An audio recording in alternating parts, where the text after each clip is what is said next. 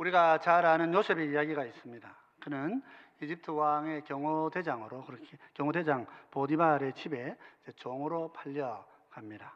그곳에서 낙심하지 않고 성실하게 일하여서 하나님이 형통케 하시는 신임을 얻고 보디발의 집의 모든 걸 관리하게 됩니다. 어느 날 보디발의 아내가 그를 찾아와서 유혹합니다.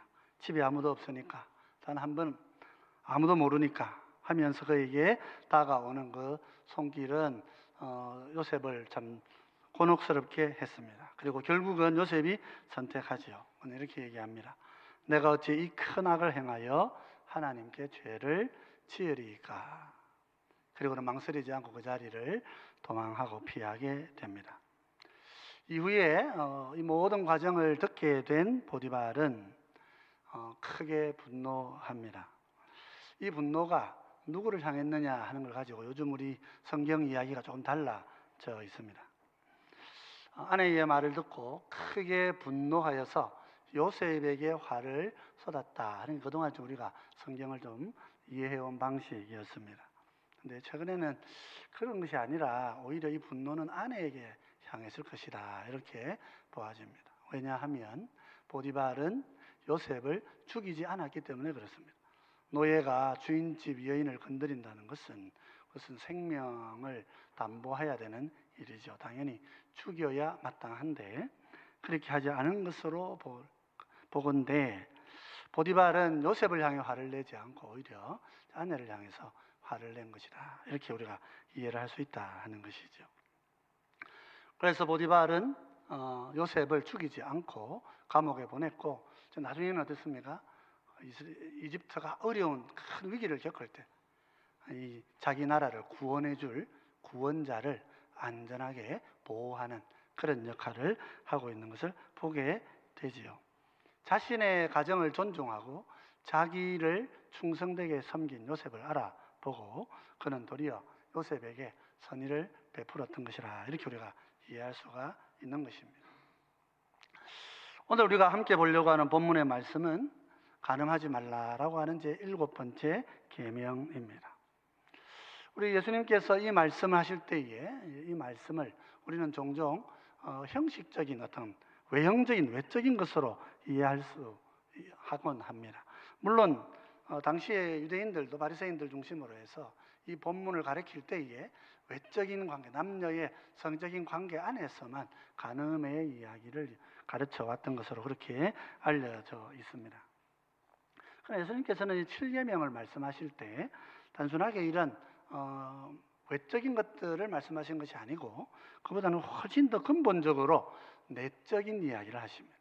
내면에 있어서의 간음이 무엇인가 이런 것들을 말씀하시고 한 걸음 더 나아가서 이것이 결혼의 관계에 결혼 언약이 얼마나 거룩한 것인가 하는 것으로 그것을 가르치는 데까지 나아가고 있지요. 그래서 오늘 이 시간에는 우리 7계명을 함께 묵상하면서 하나님께서 우리에게 원하시는 거룩한 삶이 어떤 것인가 하는 것을 함께 생각하고 또 순종하며 살아가기를 또 결심하시는 그런 시간이 되시면 좋겠습니다.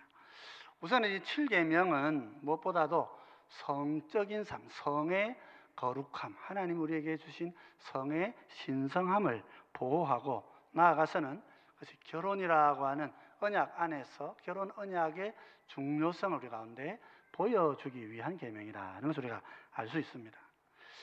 종교개혁이 일어나고 있었던 우리 중세 말의 당시의 교회는 이 결혼을 성례라고 이렇게 가르쳐 왔었습니다. 중세 가톨릭 교회는 지금도 그렇습니다만은 교황과 스콜라주의 학자들과 또 수도원에서 모든 일치하여서 이 결혼을 성례라 이렇게 가르쳐 왔던 것이죠. 물론 그런만이 아니고 또 다른 7가지 다른 것을 포함해서 총 7가지가 성례다 이렇게 가르쳐 온 것입니다. 그래서 종교개혁자는 그건 아니다, 잘못됐다. 그래서 2가지의 성례를 얘기했습니다. 성례는 세례와 성찬이 바로 그것이라 하고 이야기를 해온 거지요. 성례라 그러면 그리스도의 오심을 약속하는 예표가 있어야 됩니다. 그 속에. 그런데 이제 결혼이 비록 하나님 지으신 거지만 그럼에도 불구하고 우리 그리스도의 다시 오심을 약속하는 예표로서까지 은혜의 수단으로 통로로 그렇게 보지 않았기 때문에 성례에 대해서 이런 의견이 달랐던 것을 볼 수 있습니다.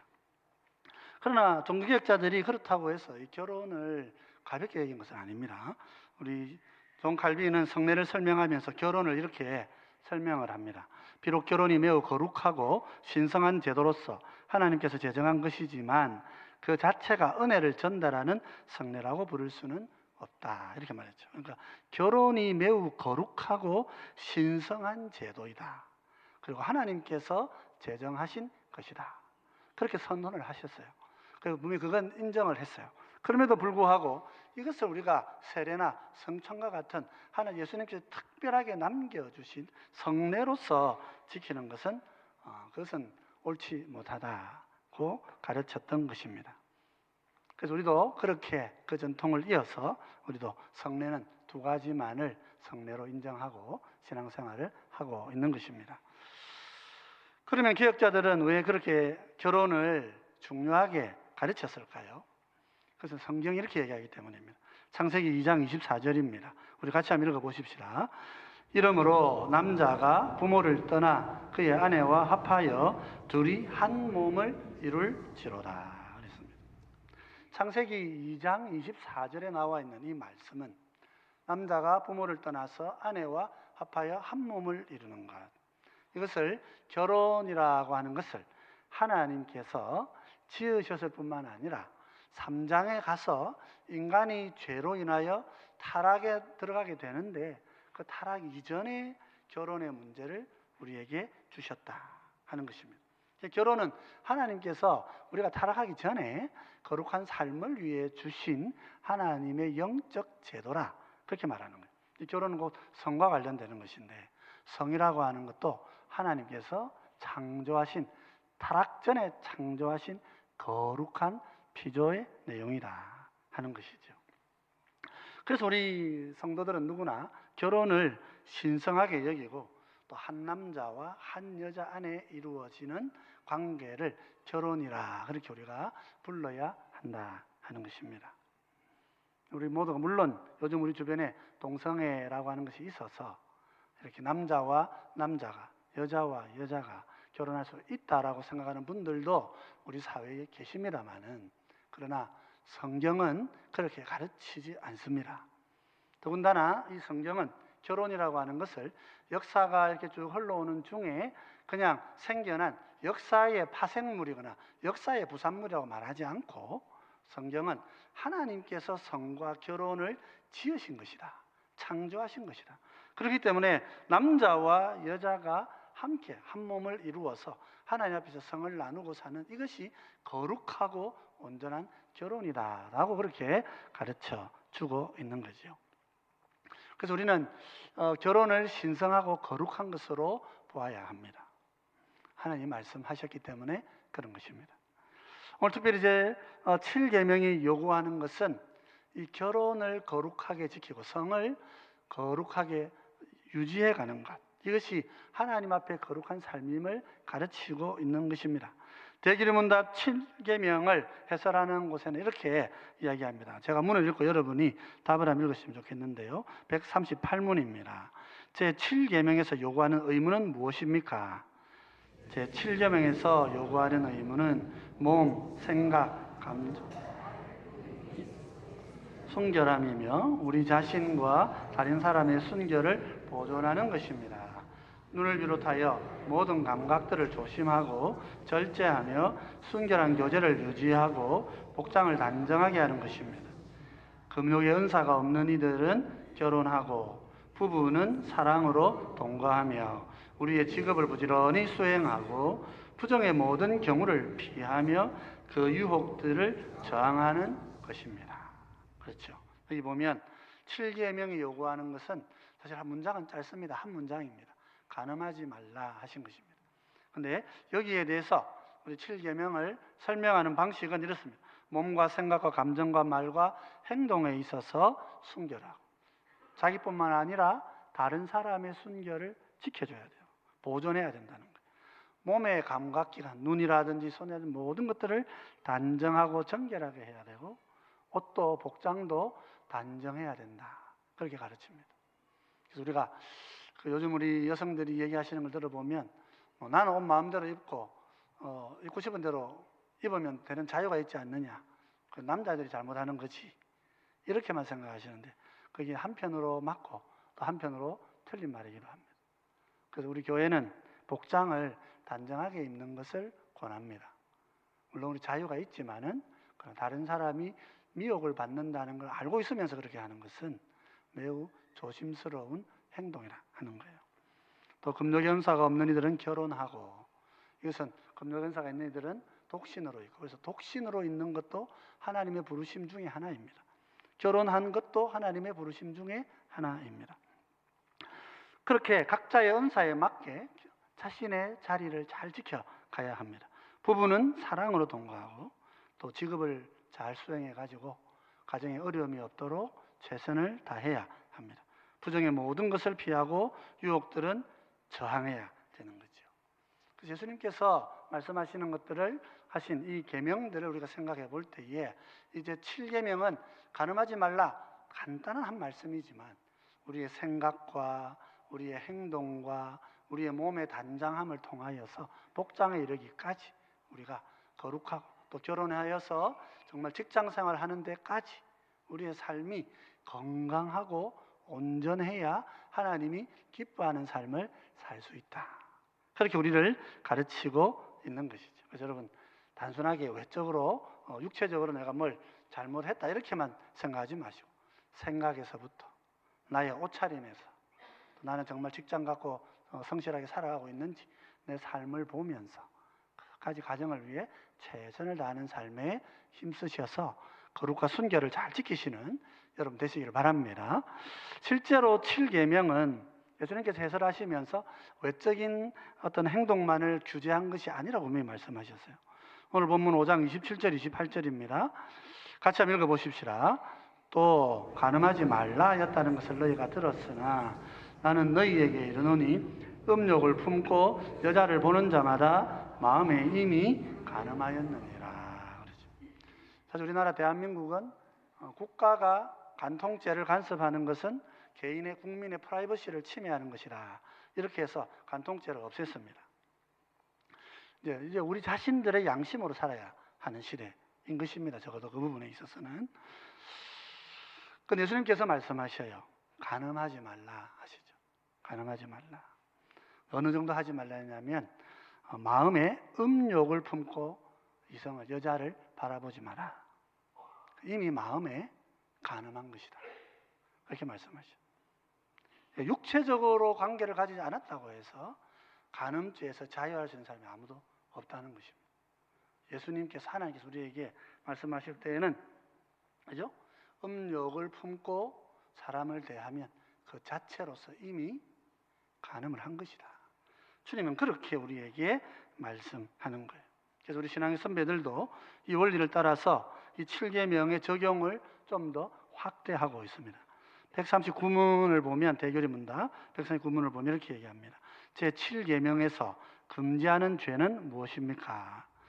제7계명에서 금지하는 죄는 요구된 의무를 소홀히 하는 것 외에 간통, 음행, 강간, 근친상간, 남색과 모든 비정상적인 색욕들입니다.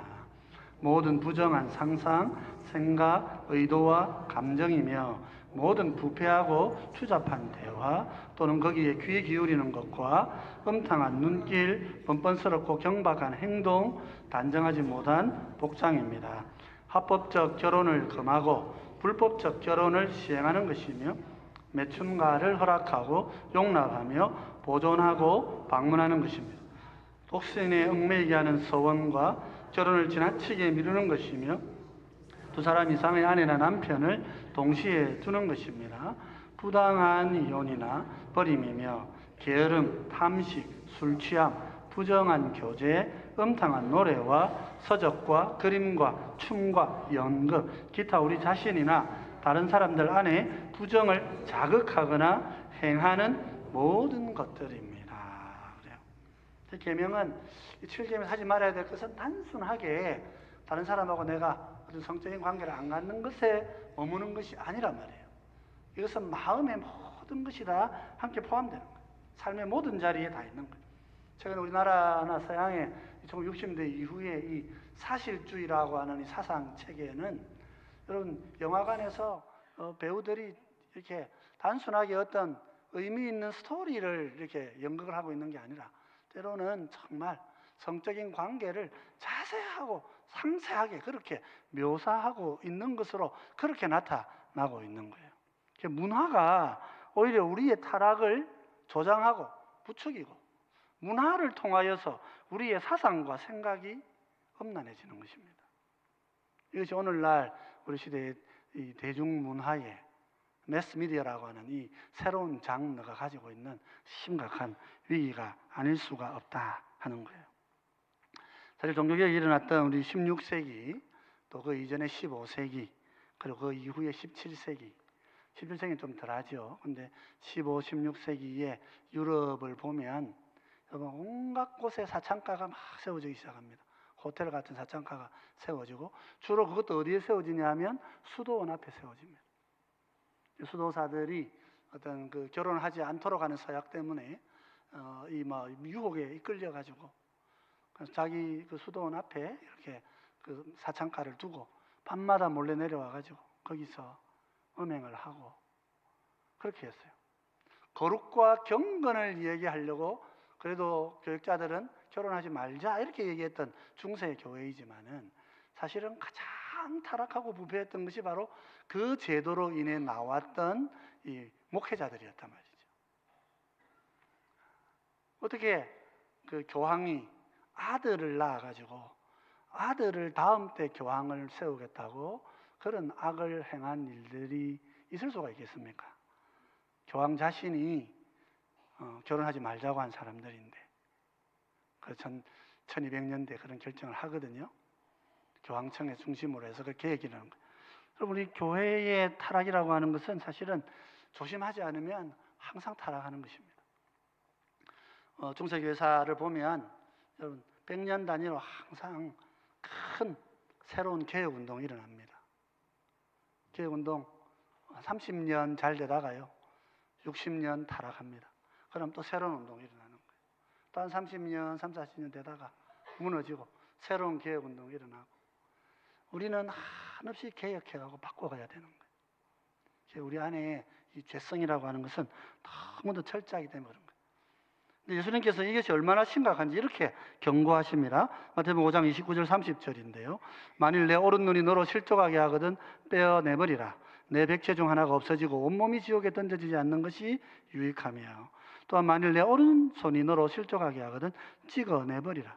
내 백체 중 하나가 없어지고 온몸이 지옥에 던져지지 않는 것이 유익하니라. 물론 우리가 예수님께서 이렇게 말씀하시는 것을 문자적인 표현으로 다 볼 수는 없습니다. 예수님의 이 표현은 과장적 표현이다 이렇게 봐야 됩니다. 만약 그렇게 한다면 우리는 뽑을 눈도 없고, 그죠? 잘라낼 손도 없어요.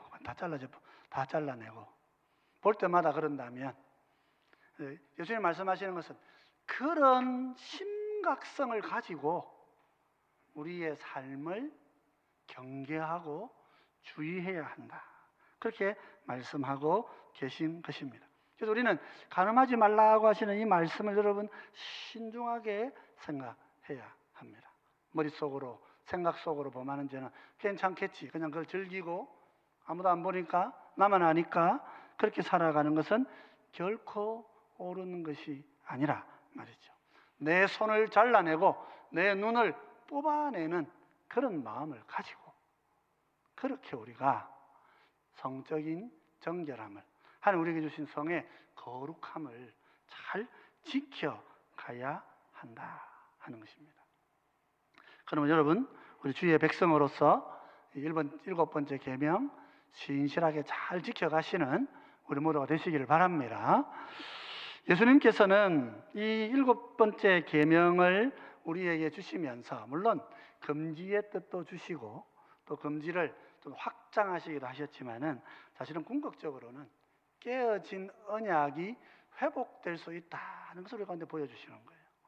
우리 십계명이 다 마찬가지입니다. 금지 계명이라고 하는 것은 하지 말아야 된다, 또 해야 된다 하는 이런 계명들인데 이 십계명은 우리가 안 지키면 그러면 다 지옥 가는 것입니까?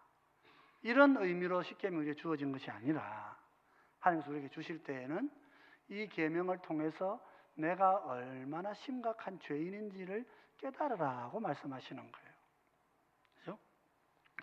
특별히 예수님께서도 보시면 우리가 보면 이 음행한 이유로 해서 결혼 언약의 파기를 허락을 하십니다. 우리 마태복음 5장 31절 32절을 보면 이렇게 말씀합니다. 같이 한번 읽어보십시다. 또 일러스되 누구든지 아내를 버리려거든 이혼 증서를 줄 것이라 하였으나 나는 너희에게 이르노니 누구든지 음행한 이유 없이 아내를 버리면 이는 그로 간음하게 함이요 또 누구든지 버림받은 여자에게 장가드는 자도 간음함이니라. 예수님께서도 음행이라고 하는 것이 서로 헤어질 수 있는 이유가 될 수 있다, 그렇게 말씀하셔요. 구약에서는 배우자 버릴 때에 남편에게 아내에게 이 증서를 주면 된다 그랬습니다. 우리 십계명을 여러분 공부하실 때 가장 잘 이해하셔야 되는 것은 1차적으로 십계명이 누구에게 주어진 것이냐면 가정의 가장들에게 주어진 것입니다. 아내들에게 먼저 주어지는 게 아닙니다. 이것은 남편들에게 먼저 주어지는 거예요. 남편들이 이 말씀을 듣고 먼저 자기에게 적용해야 되는 거예요. 그래서 아이들에게 포르노 보지 마라, 간음하지 마라, 이렇게 아이들에게 말함으로써 아이들을 지도하는 게 아니에요. 가장 먼저는 아버지들이 그 말씀을 잘 지켜서 자기들이 그걸 안 하는 거예요. 그러면 자녀들이 보고 안 따라하는 거란 말이죠. 그래서 여기도 지금 남편들에게 말씀하시는 거예요. 남자분들에게, 그렇죠? 남자분들에게 증서를 주고 주라 했는데 예수님께서 이게 너무 너희들이 악을 행했기 때문에 만약에 아내가 음행한 일이 없다면 절대로 버릴 수 없다 하고 이렇게 예수님께서 보조적인 설명을 하고 계신 거예요. 마태복음 19장 8절로 9절은 이렇게 말씀합니다. 예수께서 이르시되 모세가 너희 마음의 완악함 때문에 아내 버림을 허락하였거니와 본래는 그렇지 아니하니라. 내가 너희에게 말하노니 누구든지 음행한 이유에 아내를 버리고 다른 데 장가드는 자는 간음함이니라. 이렇게 말씀하신 거예요. 남편들을 경고하시는 거란 말이죠. 이 말씀을 이어서 사도 바울은 남편의 무책임한 유기에 대해서도 경고를 하고 있습니다. 고린도서 7장 15절 이렇게 얘기합니다. 15절 같이 한번 읽어보십시다. 혹 믿지 아니하는 자가 갈리거든 갈리게 하라. 형제나 자매나 이런 일에 구애될 것이 없느니라. 그러나 하나님은 화평 중에서 너희를 부르셨느니라. 남편이 아내를 버리려고 하는데 핑계거리가 신앙의 이유가 되어버리면 그럴 때는 바울이 말합니다. 갈리거든 갈리게 하라. 여러분, 혼자 독신으로 있는 게 하나님의 나라를 위하여 오르면 그렇게 할 수 있는 것입니다. 형제나 자매나 이런 일에 구애될 것이 없다 그래요. 그러면서도 뭐라 그랬습니까? 하나님은 화평 중에서 우리를 부르셨다. 끝까지 화평하기를 힘써야 한다는 말씀을 하고 있는 거예요. 그래서 우리는 음행한 연고 혹은 이런 간음함의 이유로 이렇게 결혼관계가 어떤 면에서 깨어질 수 있다고 하는 것을 주님이 경고하고 계심에 대해서 항상 눈여겨 귀를 기울여야 합니다. 그럼에도 불구하고 계명은 무엇을 말합니까? 그럼에도 불구하고 할 수 있다면 용서하고 용납하고 사랑하라고 말씀하시는 거예요. 사도 바울은 믿지 않는 배우자에 대해서 어떻게 돼야 되느냐에 대해서 고린도전서 7장 13절에 이렇게 가르칩니다. 어떤 여자에게 믿지 아니하는 남편이 있어 아내와 함께 살기를 좋아하거든 그 남편을 버리지 말라 그랬어요.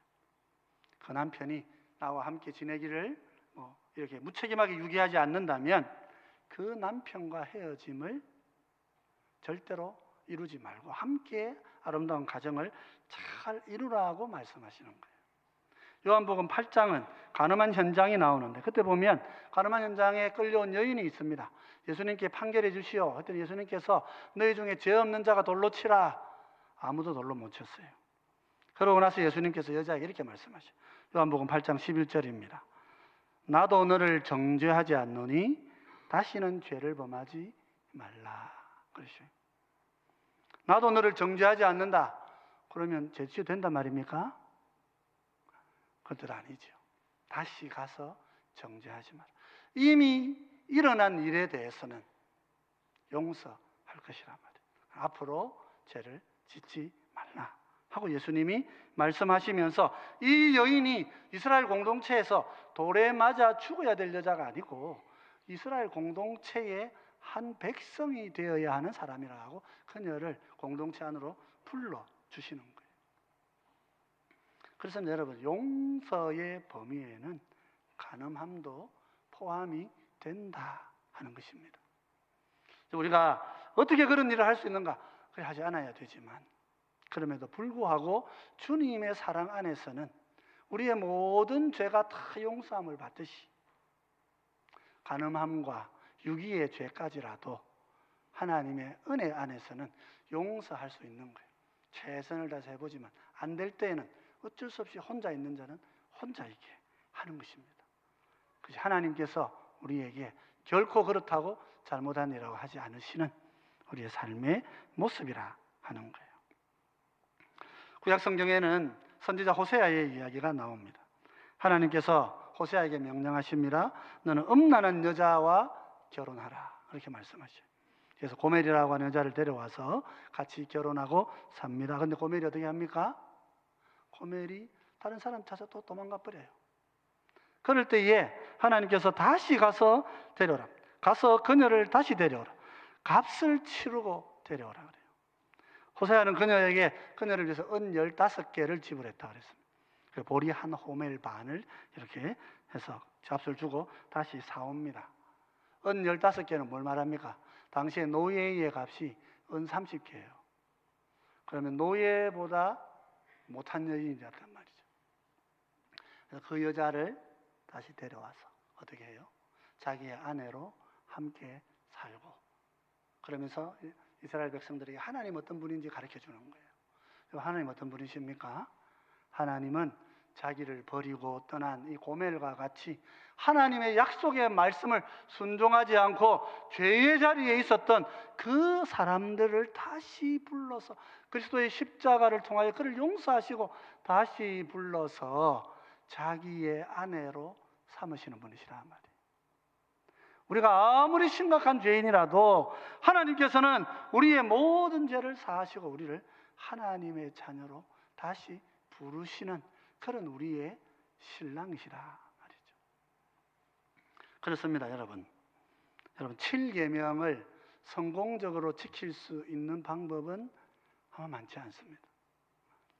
예수님께서 말씀하신 이 기준을 따라 우리가 7계명을 다 지킨다는 것은 불가능한 것일 수도 있습니다. 그러나 우리가 어떻게 해야 됩니까? 날마다 성령의 은혜에 사로잡혀서 성령님이 나를 날마다 주님 닮아가시도록 그렇게 인도해 주시기 우리는 기도하고 우리의 몸 전체, 우리 삶 전체를 주님께 맡겨야 되는 거예요. 그리고 또 쓰러진 연약한 사람들을 어떻게 해야 됩니까? 끝까지 사랑하고 붙들고 세워가야 하는 거예요. 연약한 자들을 이런 것들로 공격하고 비난하고 이런 것들로 다른 사람들을 깎아내리려 하지 말고 그 연약함을 우리가 함께 알고 그것이 내가 가진 연약함인 줄 알고 그를 이해하고 붙들고 고치고 치료하고 회개하고 믿음의 자리로 지속적으로 인도하는 일을 해 가야 하는 것입니다. 그럼 성도 여러분, 이제 우리가 제7계명을 여러분 마음에 잘 간직하시기 바랍니다. 이건 단순한 금지 조항이 아닙니다. 그래서 우리가 죄인이라는 걸 가르쳐 주시는 거예요.